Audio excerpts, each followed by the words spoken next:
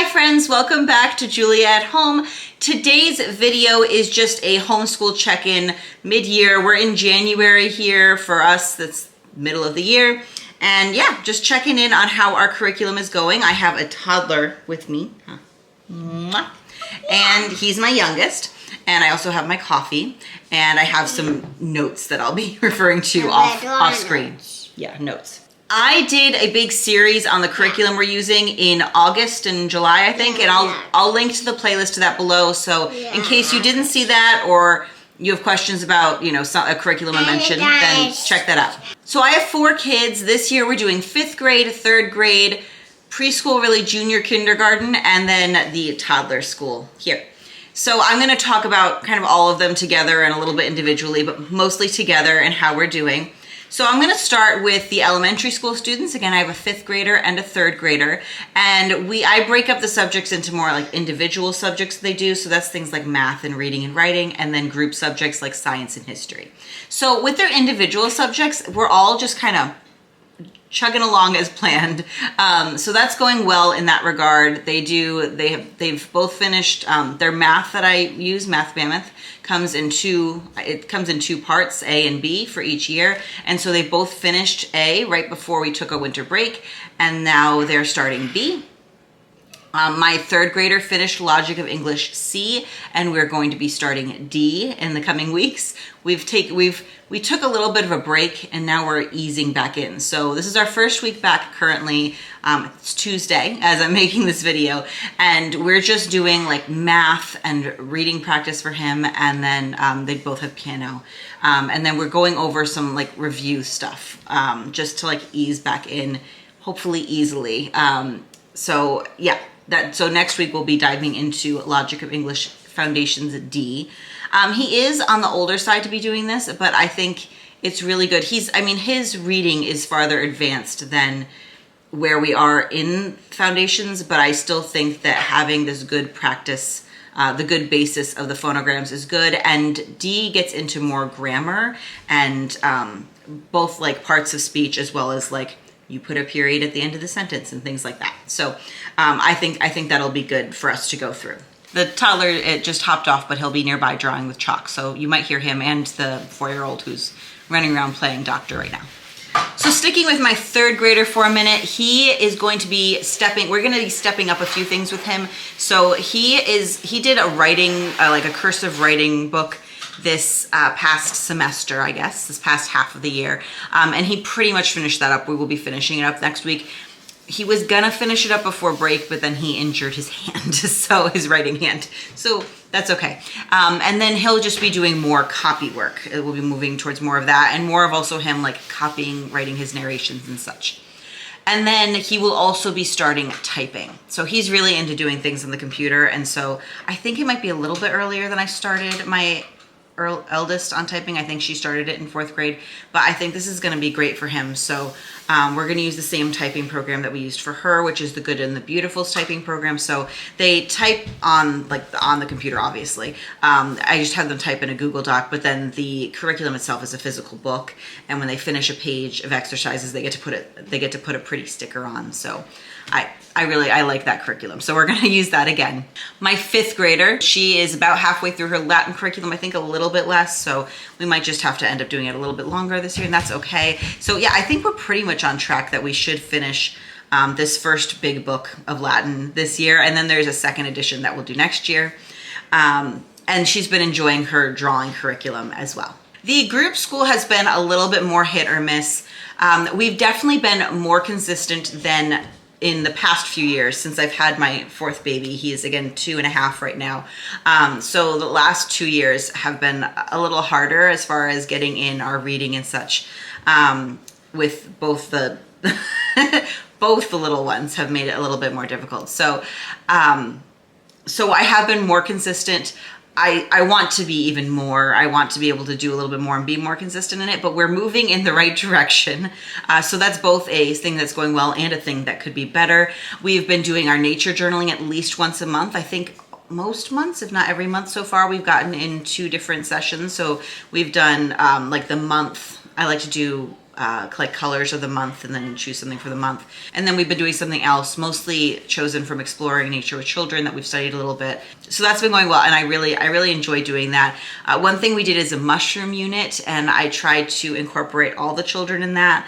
And that's probably the best I've done so far in incorporating my 4-year-old in with our work. So I'm hoping to continue doing more of that as we go on, with especially with some science units aimed more towards her, but also kind of pulling in the older two. One thing that's gone particularly well in group school is our read alouds. We've done some really fun ones. I actually picked up the book Ravenfall on a whim around Halloween. I had seen the description. It sounded like something we would like, and it takes place around Halloween, and so I picked it up and we read it around Halloween, and that was really fun. And then we ended up picking up the sequel to it, which is Hollowthorn, which takes place around Hanukkah, and so we read it around Hanukkah. And I think there's another one there's a third that they're working on, and I can't remember when that one takes place, but I think it comes out next year, and I'll be looking for that. So Ravenfall, Hollowthorn, I'll have them linked below. That's been really fun. Oh, and one thing that I think is mostly going well, but just a note, we've been doing the Your Business math. It is moving slower than I originally thought it was. So I think I'm gonna try to pick up the pace a little bit, but I don't wanna go too fast. So it's a really good level for my 5th grader. It's a little hard for my 3rd grader, so he needs a little more help, mainly because he's right on track with his math grade level. It's just that he hasn't covered a lot of things like decimals and doing math with decimals before. And so we're doing that a lot in Your Business math. So that's just something to keep in mind. I think probably 4th, 5th, 6th grade is probably the best age group for that, but he's doing great.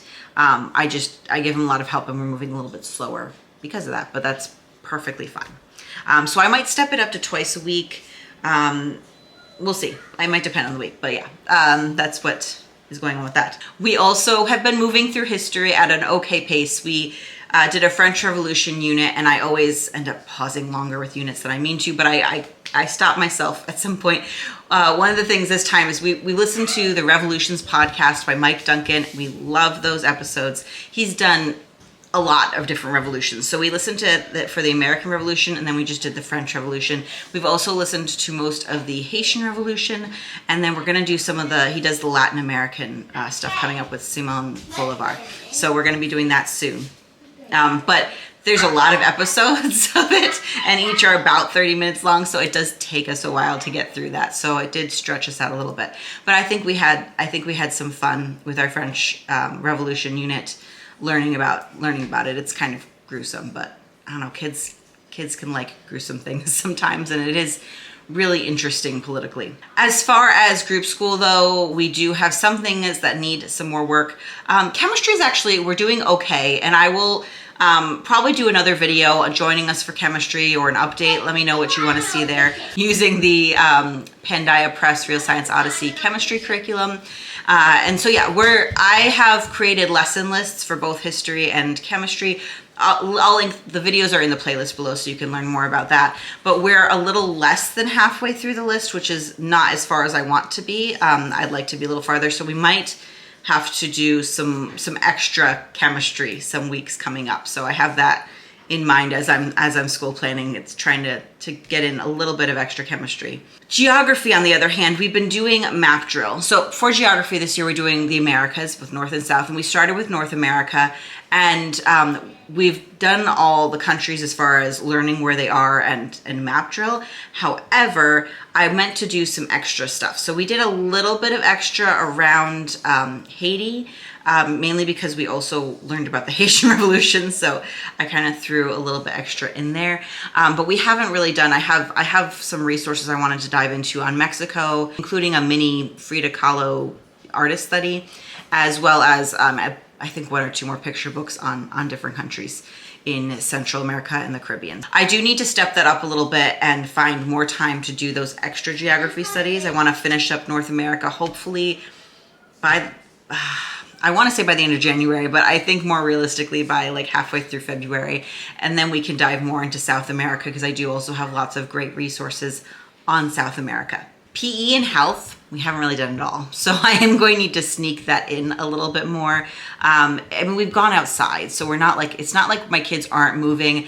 And, you know, my eldest, my 5th grader, is taking horseback lessons, which have been wonderful. I absolutely love the instructor and the barn, and she seems to be having a great time. So she's doing that, which could count as her PE. And then we go outside and play and such. But I think I wanted to do some more other things, especially some drills with my son, with my 3rd grader. So I want to focus more on that, and I'm supposed to do health, so I should get on that. I haven't really fully planned that out yet, so hopefully we'll sneak in a couple lessons on that this year. I think the hardest overall thing right now for us is the younger 2, and figuring out how to keep both to involve them and then also to just kind of distract or occupy them while we're doing our group subjects. Things like chemistry and history, like they could do a coloring page, but beyond that, they get bored. It's not really aimed at them at all. And so they have a tendency to either be constantly asking for food or get into things they're not supposed to. So I'm having to constantly get up, which is partly just a season of life, but also it makes it a lot harder to get these group subjects done. So I think that's my biggest thing that I'm working on right now. And I've been working on different activities to have on hand that they can do, which works sometimes. So that's where we are. And I do feed them. They just want to constantly be eating. So, and I don't want to constantly be feeding them. So we're also working on that. And transitioning to little ones, that's still that's the biggest issue I'm having with them. Same with the elementary age students, I have been more consistent, especially with my 4-year-old, on her school and everything, but I do want to be even more every day. I think would be great to work with her. I've recently seen kind of a mental leap in how she's thinking about things and the questions she's asking. She's really interested in numbers right now. We have been working on learning the numbers, so when we're out, she recognizes them and points them out, which is exciting. Yeah, so I think I want to get more into stuff like that with her, more into things like even and odd. We had a conversation the other day about doubling things, so things like that would be great. I also want to do more of the science, the introductory Montessori science and geography lessons with her. Earlier in the year, I think in September, we did the land, water, air presentation, which is a Montessori presentation, and it's really the introductory presentation for both geography and physical geography and for science. So I want to kind of move forward with those. Some of the next things for geography are the land and water globe. It shows the continents in, I think, sandpaper, and the water just is blue. And then it moves into land and water forms like lake versus island and river and all those things. So I want to start moving in that direction there, as well as for science, we start classifying things. So we are going to start with living, non-living, and then move into plant versus animal and classifying things like that. So I want to move into that. I also want, trying to do a little bit on winter animals during the winter here, during January and February. So hopefully we'll get to plant and animals and then go a little bit into animals in winter and whether they migrate, adapt, or hibernate. So those are all kind of sciencey presentations that I'm doing for the 4-year-old, and the 2-year-old will probably be around. He loves to sit around for lessons in general, so I'm sure he'll be around for that. And then I'll do that with him again in a couple of years. As far as preschool, I have been pretty proud of myself as far as getting new activities out each month and making more seasonal activities. And I've been a little bit more creative with them than I have. It feels good to kind of get back to that. I did that a lot with my oldest. So that feels good. I feel like I could do it even more. So it's kind of the same thing. I'm moving in the right direction. I just want to keep going with that. I did do some videos on, I think, September and October on what was on the shelves, and then I think I fell off a bit November, December around the holidays. And so if that's something you're wanting to see, let me know and I'll do some more on that as well. So that's my little update. I haven't touched on every subject, I don't think. So if you have a specific question about how a specific subject is going, just go ahead and ask the question down below in the comments. I just wanted to do a quick check-in on that. And I hope you're all doing well. I would love to be able to sit down with you, share a cup of tea or coffee and let us both talk. But I'm talking to a camera. So if you want to share with me and everyone else how your year is going, what's working for you, something that you want to do better, please do so in the comments below. I'll be reading them and I love to see them. And I hope you are all healthy and well, and I'll talk to you later. Bye, friends.